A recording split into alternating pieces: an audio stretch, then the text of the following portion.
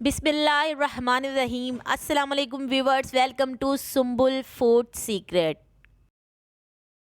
सरसों का साग बनाने के लिए मैंने आधा किलो के करीब पालक ली है, जो हमने काट लिया और अच्छी तरह इसको धो लिया है। और सरसों का साग लिया है मैंने तकरीबन 1 किलो, जो मैंने काट के इसको धो लिया है अच्छी तरह। आप इसको बहुत अच्छी तरह धोइएगा, क्योंकि इसके अंदर मिट्टी होती है, वो नुकसानदेह होती है हमारे लिए।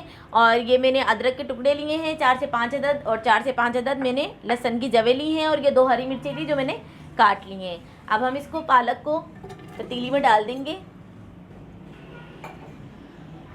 और ये हमारा सरसों का जो साग है उसको भी हम पतीली में डाल देंगे। ये हमारी अदरक की लहसुन की जवें और ये हमारी हरी मिर्चें। अब हम फ्लेम को ऑन कर लेंगे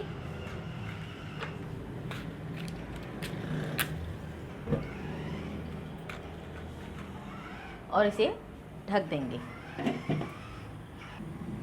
तो चलें फिर 15 मिनट बाद हम इसको देखते हैं। देखिए व्यूअर्स, ये भुज के बहुत थोड़ी सी हो गई है। हमारा साग भुज के बहुत थोड़ा सा हो गया है। अब हम इसे पीस लेंगे सिलबट्टे पे, या आप ग्राइंडर भी कर सकते हैं, ग्राइंड भी कर सकते हैं इसको। तो चले आइए इसको पीस लेते हैं। अब हम देखिए व्यूअर्स, हमने इसको सिलबट्टे पे पीस लिया है, और हमने इसको थोड़ा मोटा मोटा रखा है, ज़्यादा बारीक नहीं किया है। आप चाहें तो, अगर आपको बारीक पसंद है तो आप बारीक इसको पीस सकते हैं। और 1 टीस्पून में इसके अंदर नमक शामिल करूँगी। नमक हम इसमें एंड में डालेंगे, क्योंकि जब शुरू में अगर हम डाल देंगे तो हमें ज़्यादा लगता है कि हाँ भाई इसकी क्वान्टिटी ज़्यादा है, तो हमें ज़्यादा नमक डालना चाहिए। और दूसरी बात ये कि इसमें थोड़ा खारपना होता है, वो नमक के साथ मिलकर और खारा हो जाता है। और अब हम इसमें डालेंगे 1/2 टीस्पून गरम मसाला। गरम मसाला डालने के बाद हम थोड़ी देर ढक के इसको पकाएंगे, फिर इसके अंदर हम लगाएंगे बघार। फिर ये हो जाएगा एकदम रेडी। पहले हम इसको मिक्स कर लेते हैं। ये बिल्कुल रेडी हो गया है। पहले हम इसे सर्व करेंगे, फिर इसके अंदर लगा देंगे हम बघार।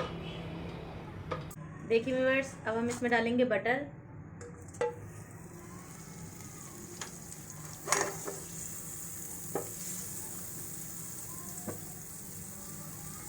देखिए व्यूअर्स, प्याज और जीरा हमने इसमें डाल दिया है, ब्राउन होने देंगे। और ये गोल मिर्चें ली हैं हमने 5 अदद, ये भी इसके अंदर डाल देंगे हम। हमारा बघार तैयार हो जाए। देखिए व्यूअर्स, हमारा बघार तैयार हो गया है, और अब हम इसमें लगा देंगे बघार।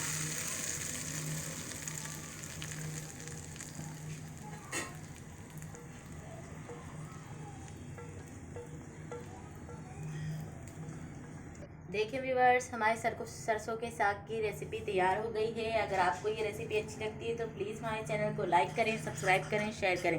कमेंट्स करके ज़रूर बताएं कि मैंने ये रेसिपी आप लोगों के साथ शेयर की है, आपको कैसी लगी। अल्लाह हाफिज़, दुआ में याद रखिएगा।